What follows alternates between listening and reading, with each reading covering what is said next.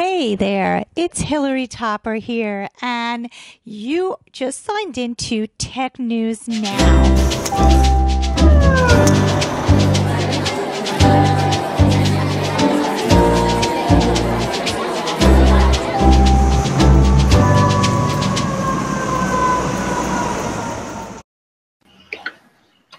Hey everyone, it's Hilary Topper here, and you've signed into Tech News Now.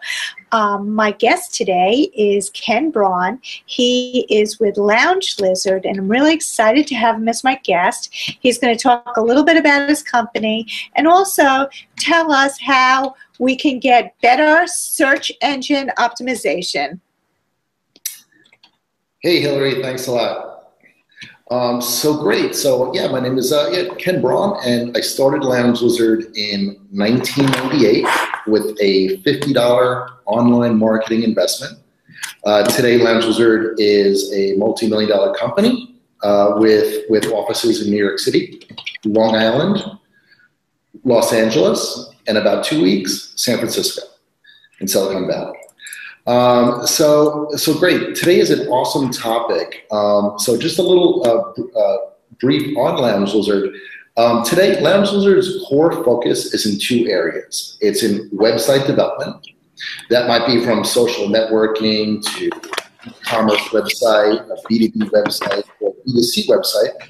And of course, search engine optimization is so key, especially when developing website, and I'm really looking forward to sharing some of the things that have been working for us lately.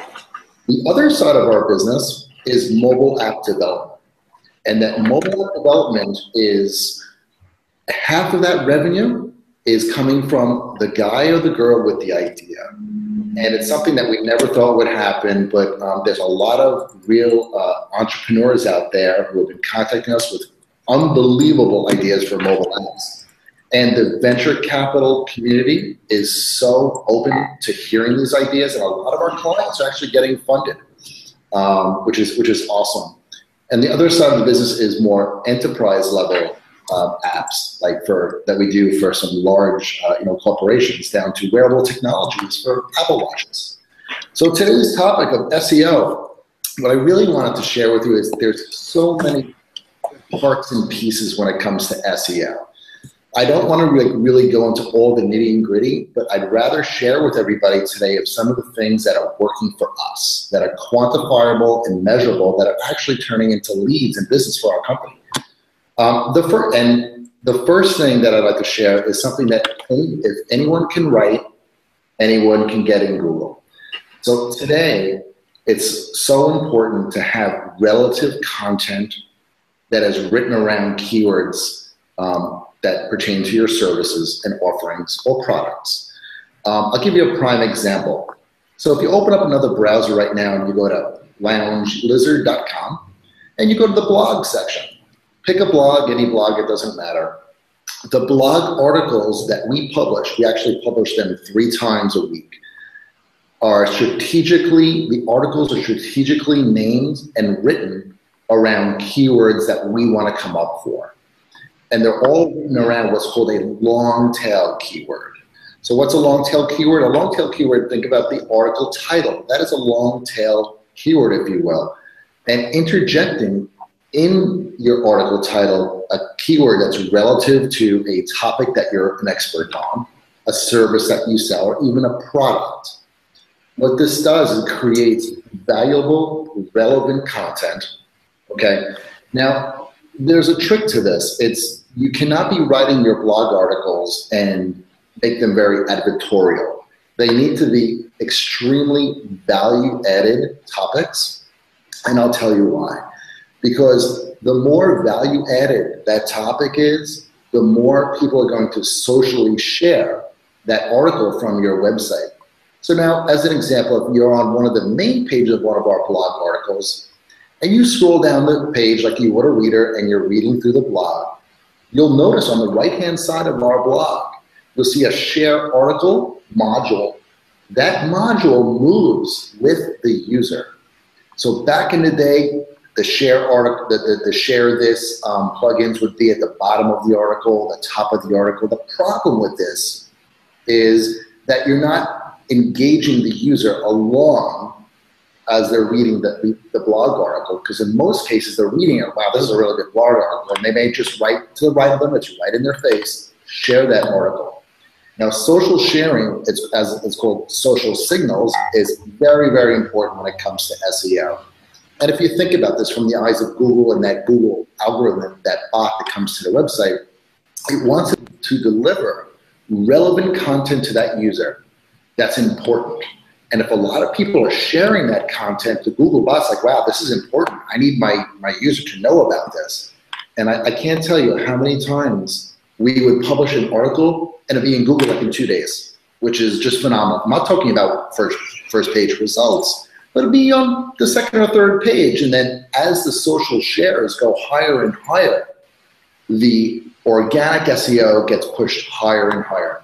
Now that's one side of the coin. The other side of the coin is what we do at Lounge Lizard is once we publish one of the 3 blog articles that we post on a weekly basis, I have my staff start socially sharing that article on our Facebook, on our LinkedIn, on Google+, on Twitter.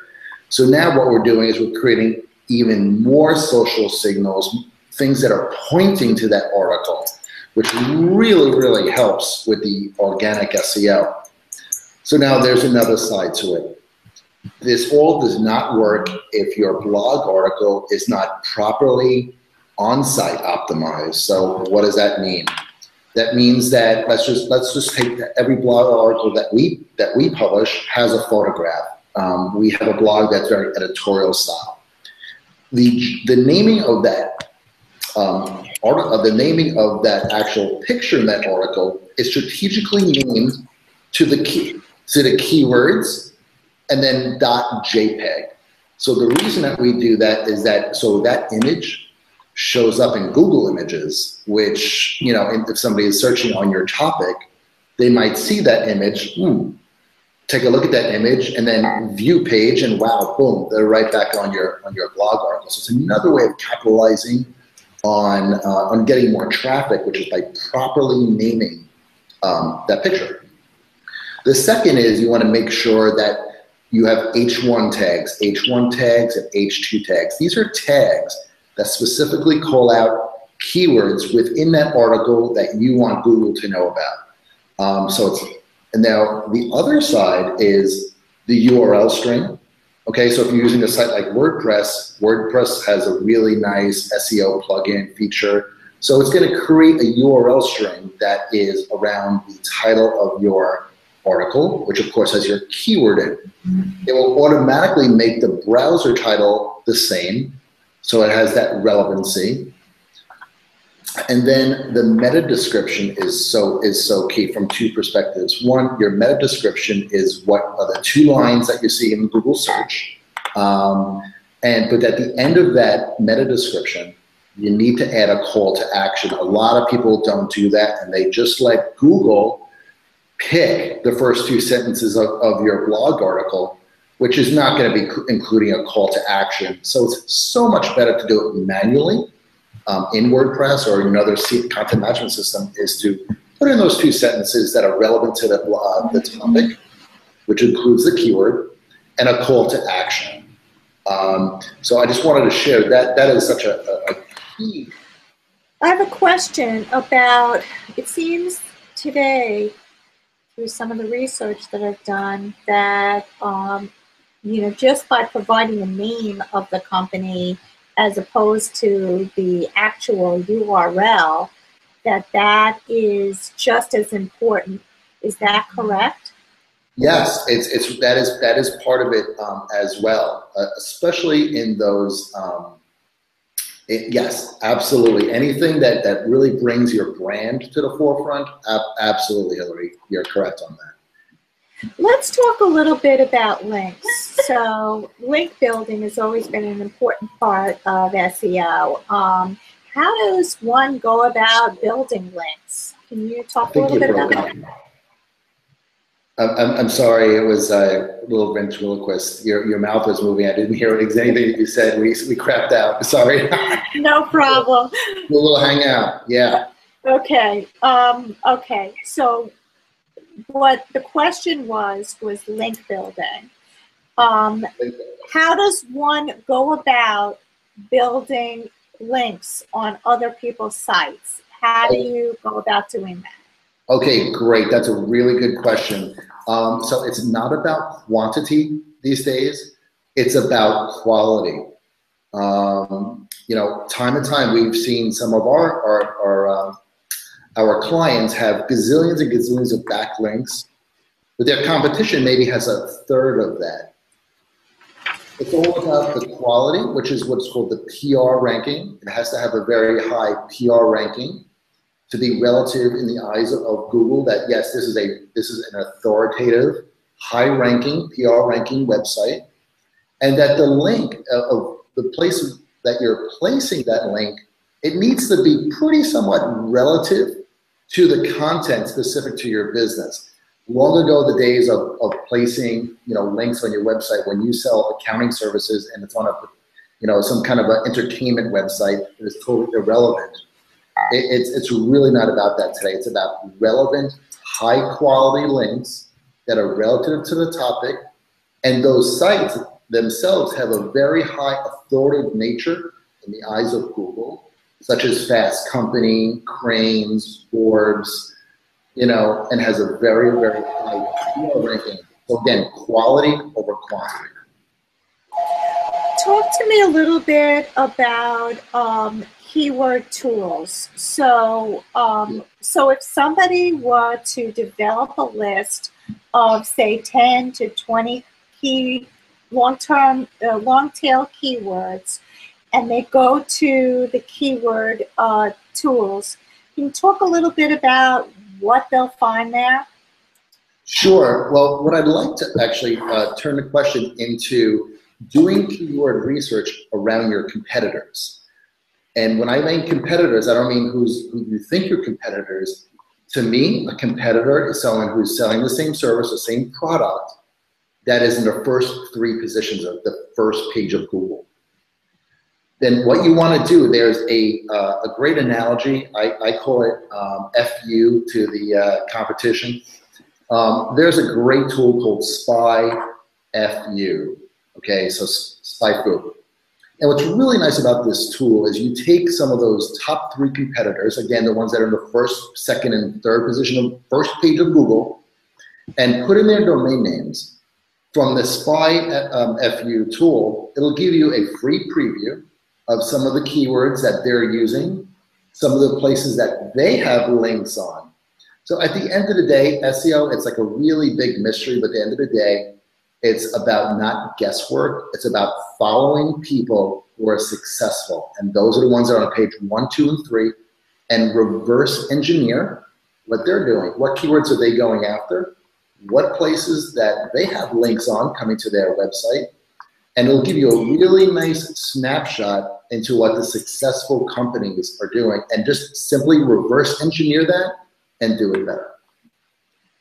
Can you also talk about mobile devices and the importance of having you know, them relevant for search? Yes. Yeah, it's key. If you look at mobile search now, and you see there's like a little descriptor that says mobile friendly in all of the searches, though that little descriptor is giving weight to people who have responsive websites. If you don't have a responsive website, you're not going to be getting very good search visibility on mobile search, which, as we all know, mobile is growing, and it's growing by the day. So it's absolutely critical to have a responsive website these days in order to get on search in mobile. On their websites to be as redundant as possible. Can you address that? Sure. Redundancy as far as content is? Content, yes. Sure. Is that more in the camp you're talking about, more of duplicate content? Duplicate content throughout the whole entire website. I mean, I think that was the original way to, you know, break into the algorithm. Well, sure. There are websites right now that are ranking in the top 1 in Google, 2, and 3 that hardly have any content on their website at all. What that's really coming down to, and I've analyzed a lot of those websites, is that they are receiving inbound links from such high authoritative people, such as the Fast Company, CIO Magazine, CEO Magazine, very New York Times. So that alone, that credibility of the links coming from these really powerful places are bringing people high up in the ranks. And I mean, the days of where you have to have so much copy on your website, it's really over. And I've analyzed a lot of these websites and I've reverse engineered them, and it comes down to where the links are actually coming from are just absolutely so powerful, and the PR ranking is so high. I have two other questions for you, two last questions. The first is, when you go to Google and you type in Pepsi, for example, there'll be a list on one side, and then on the right side, I believe, there is a logo and a description of Pepsi. Can a small company achieve that same position? Yeah, I think what you're talking about is a local search showing up in the maps. Yeah. Yeah, that's a lot of companies are not doing that, and it's very simple to just mail into Google to get a PIN number to be in the Google Maps, Bing Maps, Yahoo Maps. So yeah, that is something that anyone can do, but then your site has to have really high quality, what's called citations. That mapping positioning, there used to be, I think, 6 or 7 positions. Now there's only like 3. So the higher the citations that your website has, the more chances that you're going to have to be within those first 3 spots. It's also really important to have clients and customers give you reviews. That counts as well. But if you notice that the Google mapping is above the organic searches, so that's really a huge component of getting noticed on the internet. So when you're talking about reviews, are you talking about Yelp? No, not so much. It's more of on your Google Places page for your business, that customers can go and write a review about your business. That is very credible and holds a lot of weight. Do you have any other tips that you can offer our audience? Sure. I would say of the things of not to do. I wouldn't say, again, going back to link building is going to absolutely kill you if you have really low quality links. It behooves you to go to Google Webmaster Tools and to go in that and look to see how the Google bot crawls your website. Because you'd be surprised. Sometimes competitors start interjecting really bad links to your website, and that actually will hurt your SEO. And there's services out there like disavow.com, which is a service that will actually do audits of all the bad links that are killing your SEO unbeknownst to you. And what they'll do is they'll do a manual audit. And if the manual audit, getting webmasters to remove those bad links don't work, they then give you a packaged up file for you to insert into Google Webmaster Tools with a letter to Google. And then the next time that the Google algorithm updates, the whole Google process updates, it'll disavow those really bad links. A lot of people don't know about that, is bad linking. Another thing is, and everyone could find this out by getting Google Webmaster Tools and running some of these tests, is 401 page errors are really bad. Another thing is duplicate content. That means that the blog article on your site is also seen on another website, not a social portal, but another website has the same exact content. That's considered, duplicate content. Really not good. But the best thing to do is get Google Webmaster Tools, conduct a crawl test, and you'll see like errors on your website that you don't even realize are there. It'll tell you what meta descriptions are missing, if you're missing, if there's keywords missing, how the Google crawls your site, if there's problems crawling your site. Sometimes a really, really bad server will not let the Googlebot access your website, and you'll actually see crawl errors where the bot couldn't even come to your website. So knowledge is king, knowledge is power. Google Webmaster Tools, and to analyze your website to see how it looks in the eyes of Google. Awesome. Well, thank you so much, Ken, and let our audience know how to get in touch with you. Sure. If you just go to loungelizard.com, fill out that sales lead form. If there's a contact form, info@loungelizard.com, or if you want to fill out the form, they all go to me, and be happy to answer any questions. Thank you so much for being on the show today. I really appreciate it. And thank you, our audience, for signing in. Until next time, have a great week. Thank you.